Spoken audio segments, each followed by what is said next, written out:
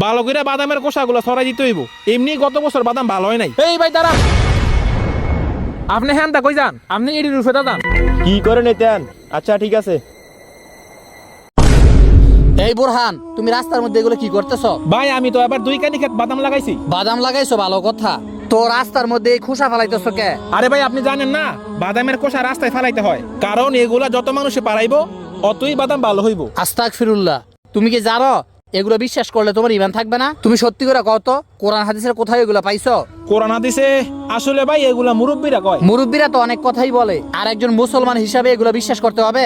শোনো, ভালো মন্দের মালিক একমাত্র আল্লাহ তাআলা। তুমি ফসল লাগানোর পর আল্লাহ তাআলার কাছে দোয়া করো যাতে ফসল ভালো হয়। ভাই বুঝলাম, কিন্তু আমাদের মুসলমানদের ভিতরে এগুলা আইলো কেমনে? শোনো, আগে মানুষ অমুসলিমদের সাথে চলাফেরা করত, তারা যে কুসংস্কারগুলো বিশ্বাস করত সেগুলোই আমরা গ্রহণ করে নিচ্ছি। আর ধর্ম নিয়ে পড়াশোনা না থাকার কারণে যে কোনো বিষয় আমরা ইসলামের ভিতরে ঢুকাই দেই।